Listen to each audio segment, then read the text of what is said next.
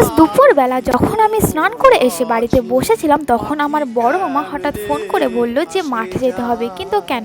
तो चलिए शुरू करते हैं। আমি যখন মাঠে যাব তখন প্রচুর বৃষ্টি হচ্ছিল, তো আমি ভাবছিলাম যে যখন আমার স্নান করা হয়ে গেছে তখন আর ভিজবো না, ছাতা নিয়েই যাই। তো সেই জন্য আমি ছাতা নিয়ে মাঠে যাওয়ার জন্য বেরিয়ে পড়েছি।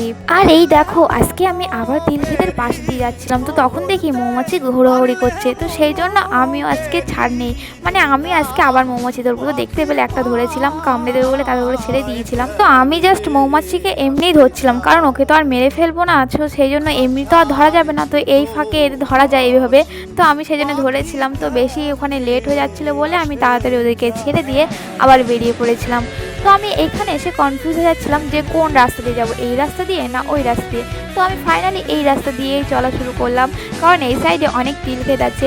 তো আমি ভাবছিলাম কি আবার হয়তো মানে একটু মৌমাছি ধরা যায় কিনা, কিন্তু একটাও মৌমাছি নেই আর কি। আর আমি এখন হাঁটতে হাঁটতে যাব, ওই যে কালো মতন দেখা যাচ্ছে ওখানে ধানের গাদা তো আছে, তো ওখানে যাব আমি হাঁটতে হাঁটতে। আর একা একা যাচ্ছি তো একটু ভয় লাগছে যদি শিয়াল ফিয়াল আসে। তো আমি আর বেশি লেট না করে যাওয়া শুরু করে দিলাম, আর এত জোরে জোরে হাওয়া বইছে, তো আমার ছাতাটাই যেন উড়িয়ে নিয়ে চলে যাচ্ছে। তো আমি বেশি লেট না করে, আর দেখি মানে বৃষ্টি কমে গেছে, তো আমি ছাতাটা বন্ধ করে দিয়েছিলাম। আর এদিকে দেখো আমার একটা দাদু ডাকছিল, তো একটু কথা বলে তারপর আমি দেখো আমার জায়গায় চলে আসলাম। এখানে সবাই দেখো ধান মানে তোলা শুরু করে দিয়েছে, আর এত পরিমাণে মেঘ হয়েছে, ধান কেন তুলবে না বলো। আর আজ তো আমাকে এই মাঠে ধান তোলার জন্যই ডেকেছে, তো সেই জন্য তো আমি মানে চান করা মানে হয়ে গেছে, তাও আমাকে মাঠে আসতে হয়েছে, কারণ যেহেতু মানে ধান তুলতে হবে, যদি বৃষ্টি হয় সব ভিজে যাবে তখন আরও সমস্যা হবে। তো সেই জন্য আমি মাঠে এসেছিলাম। আর এদিকে দেখো আমার দাদু তুলছে আর আমিও তোলা শুরু করে দিয়েছি। আর সবাই তো মানে কি বলবো, আমাকে নিয়ে হাসাহাসি করছে, কারণ আমি ওই যে এসছি চান টান করে এসছি মাঠে, তো সেই জন্য সবাই হাসাহাসি করছে। তো এটা তো হাসাহাসি করার মানে কথা আর কি, চান করে কে যায় মাঠে ভাই।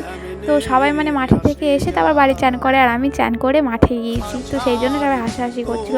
আর তোমরা দেখতেই পাচ্ছ কতগুলো বক বসে আছে ওখানে। তো আমি তাড়াতাড়ি ধানগুলো তুলে এবার বকের ওখানে যাব।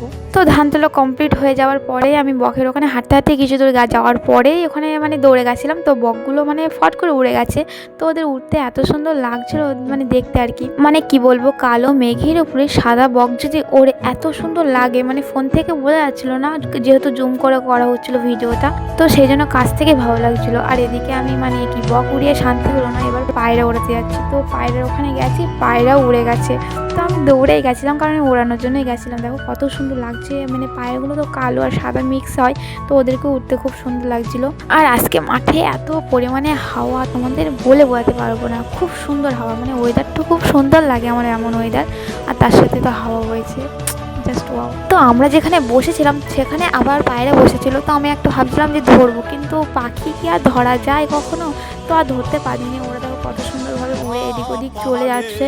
তো এবার আমরা বাড়ির দিকে যাব। তো বাড়ি যাওয়ার আগে মানে দেখি এই পাখিটা আমি পাগলের মতন ঘুরঘুর করছে, সে পাগল ঠাগল হয়ে গেছে নিজ্ঞাত। তো তারপরে আমাদের পাশে ডুমুর গাছ ছিল, তো সেখানে অনেকগুলো ডুমুর হয়েছিল। তো সেখান থেকে মানে ডুমুর পাতে গাছপাশ সব ভেঙে একাকার করে ফেলেছি। আর সেই ডুমুর গাছে না মানে প্রচুর পিঁপড়ে ছিল, তো পিঁপড়েও কামড়েছে, ডুমুরও নিয়ে এসেছি, হাফ ব্যাগ মতন ডুমুর নিয়ে এসেছি। আর এদিকে পাট গাছ দেখে আমার লোভ হচ্ছিলো, মানে খায় না কিন্তু কিন্তু গাছ থেকে লোভ হচ্ছিলো, এত সুন্দর লাগছিলো সবুজ আর সবুজ। তো তারপর আর কি ডুমুরের ব্যাগ আর ছাতা নিয়ে ঘাড়ে করে এবার বাড়ির দিকে যাব। আর এদিকে দেখো আমি ভাইয়ের জুতো পরেছি, কারণ আমি খালি পায়ে এসেছিলাম আর পায়ে প্রচুর লাগছিলো আর কি।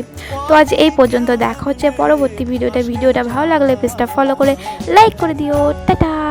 খাঁচার ভিতর আছিন পাখি কেমনে আসে যায়, এই খাঁচার ভিতর